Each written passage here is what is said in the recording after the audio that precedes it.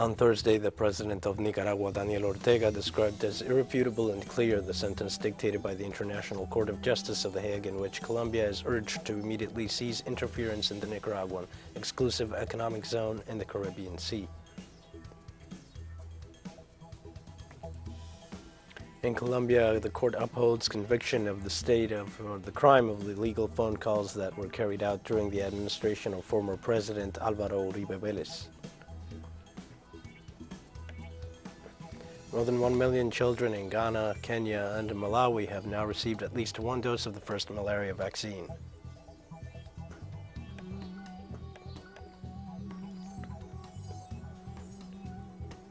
Hi, this is From the South. I'm your news anchor, Diego Martin, from the Telstar studios in Havana. We begin with the news. The president of Nicaragua, Daniel Ortega, described as irrefutable and clear the sentence issued by the International Court of Justice and demanded compliance by the Colombian government. On Thursday, the International Court of Justice of The Hague concluded that Colombia violated the sovereign rights of Nicaragua due to a lawsuit imposed by Managua for violations of its right over the Caribbean Sea. In this regard, President Ortega demanded that this resolution be complied with by the government of Colombia after authorities of the South American nation refused to obey the sentence. Faced with this situation, the Nicaraguan president emphasized that Bogotá is challenging the highest authorities of the court by not complying with the ruling of The Hague, while denouncing the multiple criminal practices carried out by the Colombian authorities.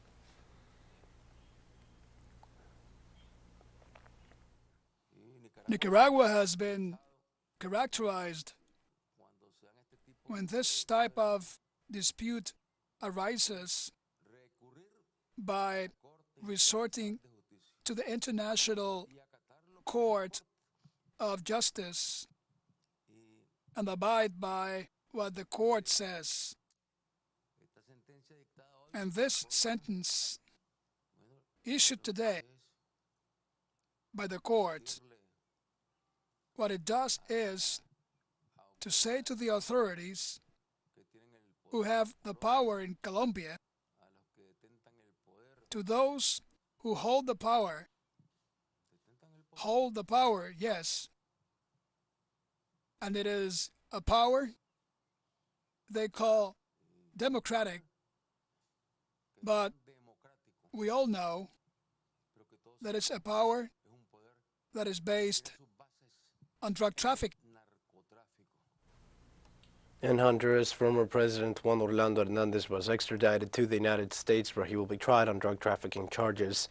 The extradition of the former president began with his helicopter transferred to the Hernán Acosta Mejia Air Base in the south of the capital, Tegucigalpa, at the military installation, where he was handed over to the United States Drug Enforcement Agency. From that point on, he will be transferred to New York, where he will face at least 3 charges associated with drug trafficking and illicit use of firearms. Between 800 and 1,000 members of the National Police are participating in the operation, according to the Minister of Security, Ramon Savillon.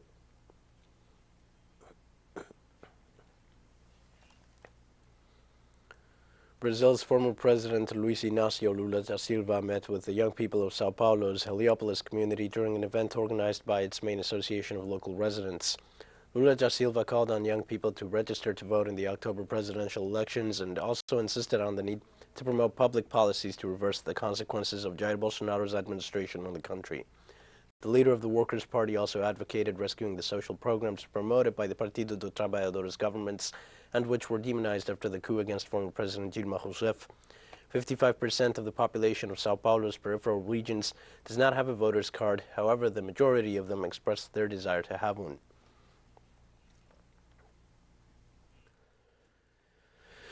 In Bolivia, former de facto President Janine Áñez asked her political partners in the 2019 coup d'etat to proceed with the accountability trials brought against her. The former de facto president made the request in a letter addressed to Carlos Mesa, former president, and Luis Fernando Camacho, governor of the region of Santa Cruz. Both political leaders participated in the coup d'etat against former President Evo Morales in November 2019.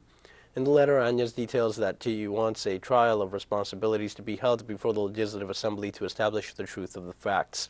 Áñez was detained for more than a year in the prison in La Paz, accused of terrorism, sedition, and conspiracy, in the case known as Coup d'etat 1.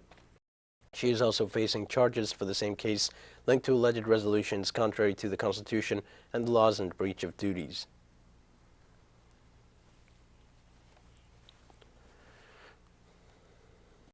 In Mexico, the reform that establishes the nationalization of lithium came into effect. The mining law reform approved by Congress was already promulgated by President Andrés Manuel López Obrador.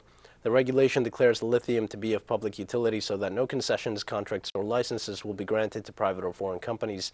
It also highlights the creation of a special decentralized public agency that will be in charge of the exploitation and use of the mineral, which must be created within 90 days. In this context, President López Obrador stressed the need for the population to know the importance of this mineral for the economic development of the country.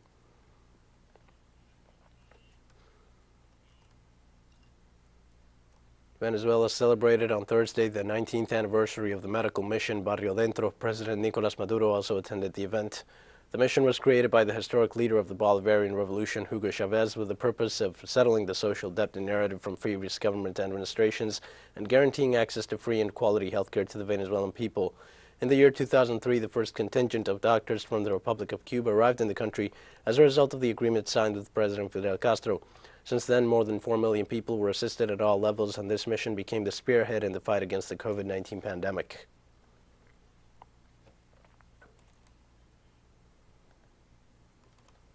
Deputy Minister of the Food Industry Lázara Mercedes López Acea thanked the Russian Federation Thursday for a donation of 19,526 tons of wheat in a ceremony held at the headquarters of that government agency. The Deputy Minister recalled that these have been challenging years for both nations in a context marked by the COVID-19 challenge and its impact on the world economy. López Acea reiterated Cuba's interest in continuing to strengthen bilateral cooperation relations, convinced that the practice of solidarity, international cooperation, and multilateralism constitute the path towards a more equitable, just, and sustainable world.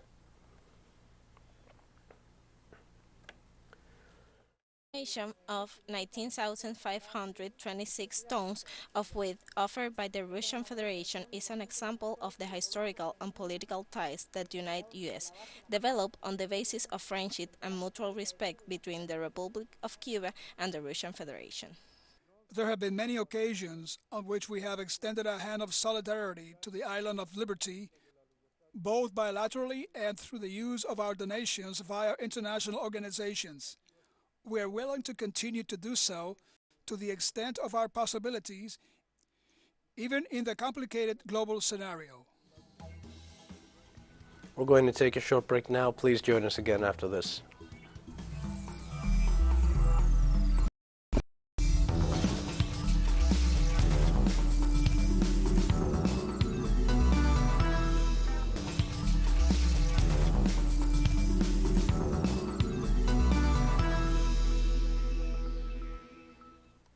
Hi, and welcome back to From the South. A court upholds the ruling against the Colombian state for the crime of illegal phone calls carried out during the government of former President Álvaro Uribe Vélez.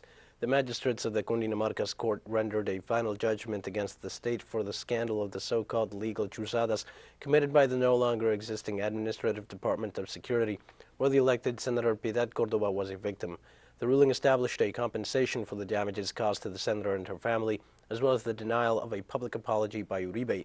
Despite the court's measure, it ratifies Piedad Córdoba's status as a victim of the political persecution undertaken by the government against her, which led the activist to withdraw from the Historical Pact campaign.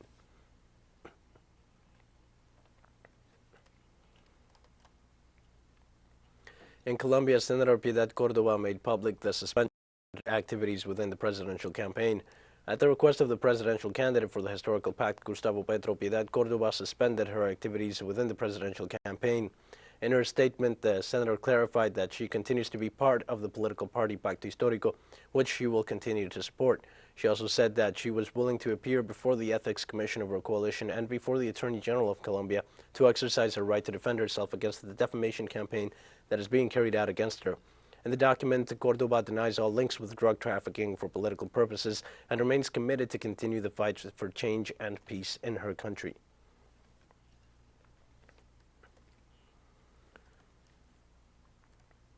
The International Court of Justice concluded that Colombia violated Nicaragua's sovereign rights in connection with the lawsuit filed by Managua for violations of its right over the Caribbean Sea.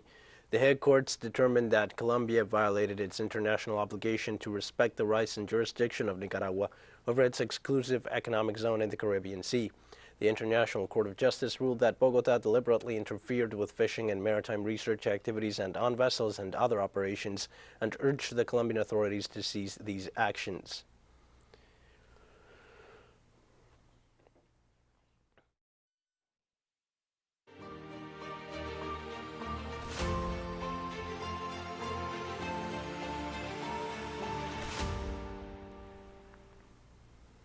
The Russian Defense Minister Sergei Shoigu met with President Vladimir Putin to inform him that the city of Mariupol is under the control of the Russian army.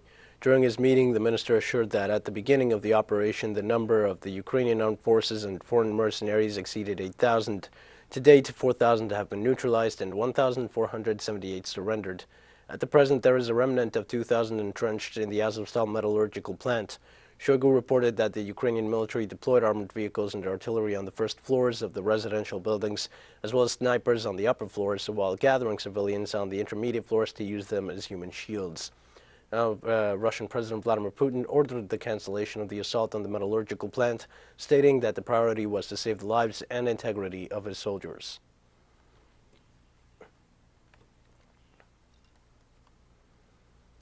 The governor of the Luhansk region, Sergei Haidai, confirmed that Russian troops control more than 80% of the territory. According to the official in this region in the southeast of Ukraine, there has also been a disruption of telecommunications services as the shelling has caused damage to electrical and water distribution facilities. In an interview with a Western media outlet, he said that in the Donetsk region, 5 civilians had been killed and some others injured in Marinka, Vuhledar, and Pavlivka. In recent hours, it has been confirmed that Ukrainian President Volodymyr Zelensky would be trying to set up a meeting with the Russians to be held in Mariupol, another city controlled by Moscow.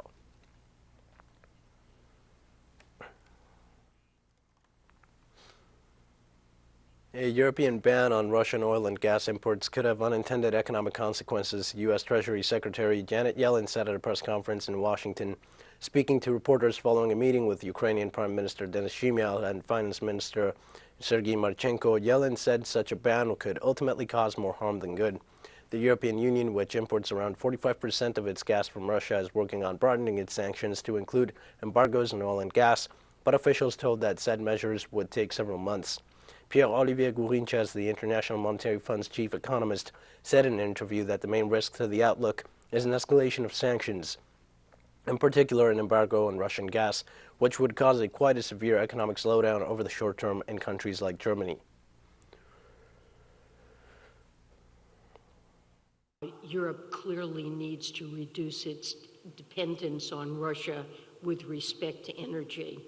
But we need to be careful when we think about a complete European ban on, say, oil imports. And counterintuitively, it could actually have very little negative impact on Russia, because although Russia might export less, its price it gets for its exports would go up. The Republic of the Congo and Italy signed a gas deal seeking to end dependence on Russia. Italy's Foreign Minister Luigi Di Maio and Congolese Oil Minister Bruno Jean-Richard Itois signed the deal in Brazzaville Thursday during the Italian officials' two-day trip to Angola and the Republic of the Congo. Rome seeks to reduce its dependency on Russia, which provides about 45% of Italian gas. Italy is one of Europe's biggest guzzlers of gas, which currently represents 42% of its energy consumption, and it imports 95% of the gas it uses. The foray into Angola and the Republic of the Congo follows the clinching of agreements with Algeria and Egypt in recent weeks.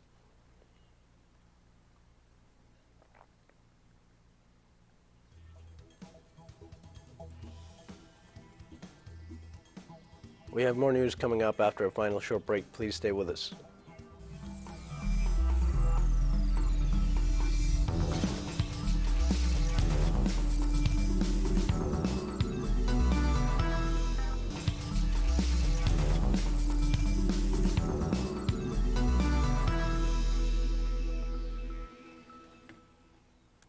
Hi, and welcome back to From the South. More than 1 million children in Ghana, Kenya, and Malawi have now received at least one dose of the first malaria vaccine. Data provided by the UN's World Health Organization suggests that the pilot program launched in April 2019 was safe and substantially reduced severe cases of the disease. The RTSS vaccine could save the lives of 40,000 to 80,000 children per year in sub-Saharan Africa and high-risk areas. The new vaccine works against the mosquito-borne parasite Plasmodium falciparum, the most deadly parasite worldwide and the most prevalent in Africa. About 90% of the world's malaria cases are in Africa, where 260,000 children die each year. Malaria is a very old disease and it can be fatal if not treated in time.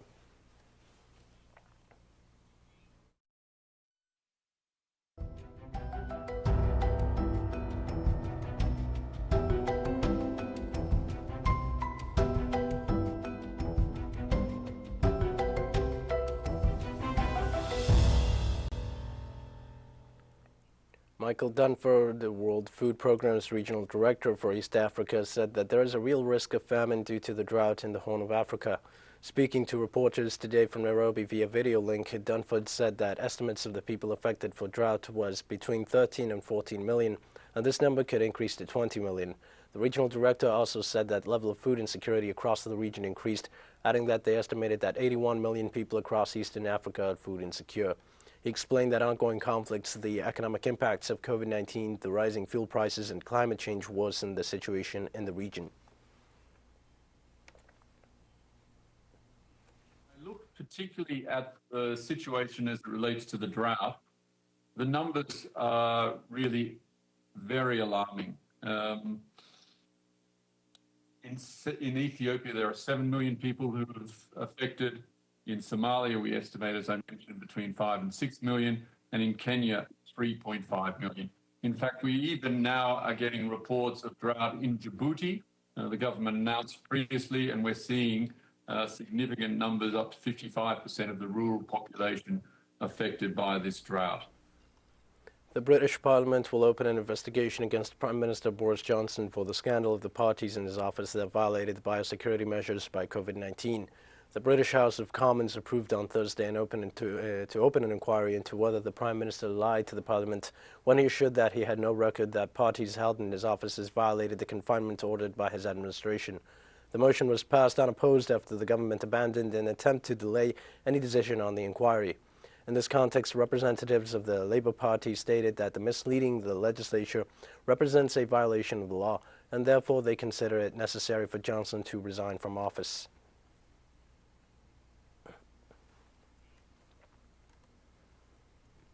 Chinese Finance Minister Liu Kun said that all G20 members should work together to help stabilize the world. Liu made the remarks when addressing via video link the G20 finance ministers and central bank governors meeting held in Washington, both online and offline, on April 20th to 21st.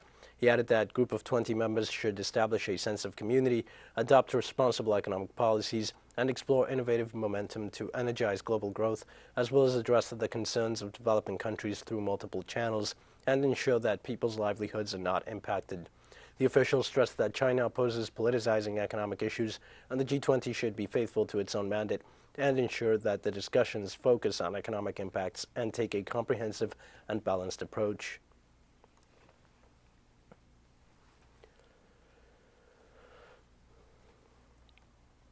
Heads of state and company leaders attending the BOA Forum for Asia Annual Conference 2022 called for joint efforts from all parties to pursue green recovery and sustainable development. Speaking at the forum's opening ceremony via video link, the President of Israel, Isaac Herzog, reaffirmed the country's commitment to sustainable development. Youssef Abdullah Al-Benyan, Vice Chairman of the Saudi Basic Industries Corp., highlighted the common ground proposed in the green initiatives of Saudi Arabia and the carbon neutrality goals of China, which creates a space for the company to seek bilateral cooperation. Founded in 2001, the Forum is a non-governmental and non-profit international organization committed to promoting regional economic integration and bringing Asian countries closer to their development goals.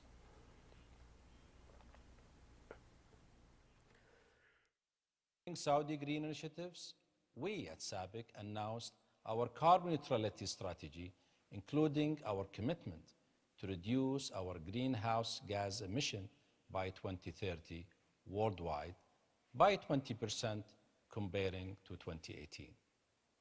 China's 14th five-year plan and 2035 long-range objectives similarly lay out solid foundation for sustainable development and also specify 30 to 60 decarbonization's goal. We've come to the end of this news brief. Remember, you can find these and many other stories on our website at Tell Us Our English. You can also join us on social media for all the latest news. We're on Facebook, Twitter, Instagram, and Telegram. For Telstar English, I am Dio Martin. Thank you for watching.